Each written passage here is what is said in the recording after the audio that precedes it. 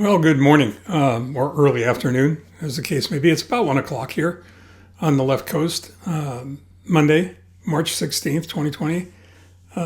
T plus 342, Journal 300, which I guess is a milestone of sorts. I don't know if anybody else is impressed. I certainly am. It was never my conscious intent to record 300 blog posts or write 300 blog posts, but evidently I have. It's been a really strange Monday. It's been a busy Monday, busier than I anticipated.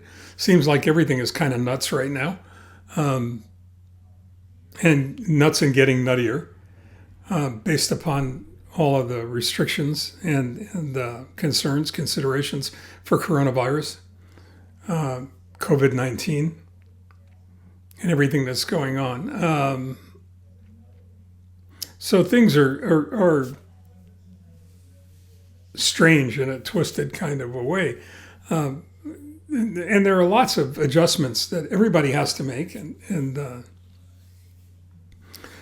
Leslie and I are among everyone. We were supposed to go out to City of Hope on Monday the 23rd, next Monday, for a follow-up visit and lab work.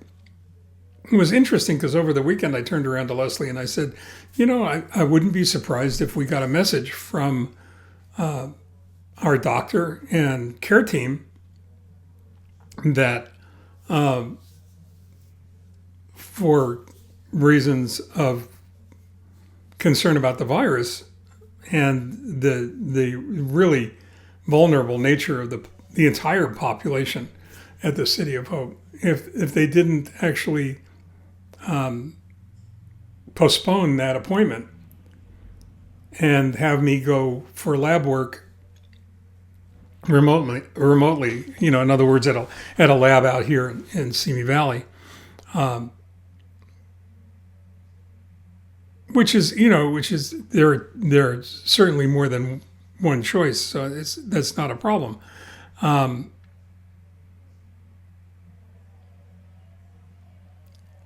So it's interesting thinking about that because that's precisely what happened, and anticipating it and preparing for it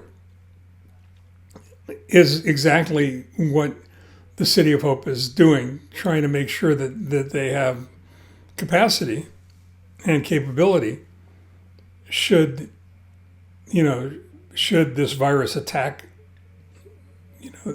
their vulnerable population of patients, of which I are one.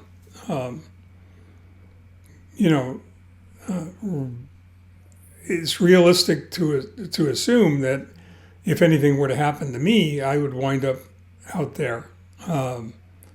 Mostly because there's no doubt in my mind that they would have a much better chance of treating me than I would have anywhere else. So I think we all have to get used to the idea that almost everything is going to be happening remotely. I think we're going to all have to get used to using programs like Post-it or Grubhub or DoorDash or Instacart or any one of a number of other service companies that will help us navigate these difficult times. The thing that's really interesting to me is, in a very twisted kind of a way, I have an unfair advantage dealing with all the constraints and confinement issues that are associated with isolation, because I've been living with isolation to one degree or another for the last 342 days. So I have a unique perspective on this, as many other City of Hope patients, Cedar Sinai patients, Keck patients, MD Anderson patients, Dana-Farber patients, this whole universe of people like me who are being treated for diseases like mine, who are immunocompromised and have had to go ahead and self-quarantine, more or less, over the past year, year and a half, 6 months, 2 years, whatever. The only thing that's a little cruel about my personal experience is that we were just starting to experience some freedoms from that when coronavirus and COVID-19 hit. And that has really made a huge difference. I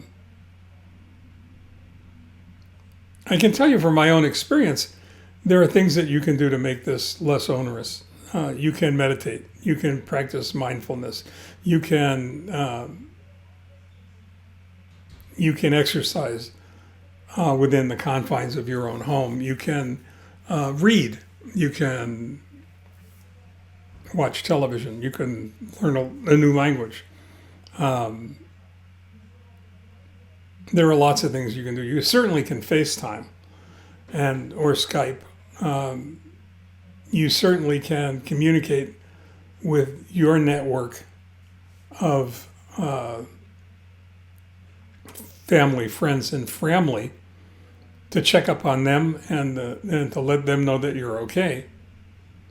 So we can all be probably more understanding and kinder to each other than we are at times. The thing that's fascinating to me is the number of emails that I've received over the past week explaining how different companies that we do business with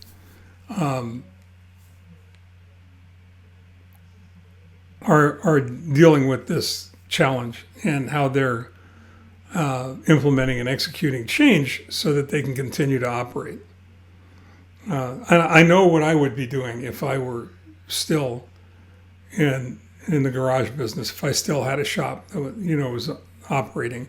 I know how I would be communicating with my client base. I know I would be doing pickup and delivery.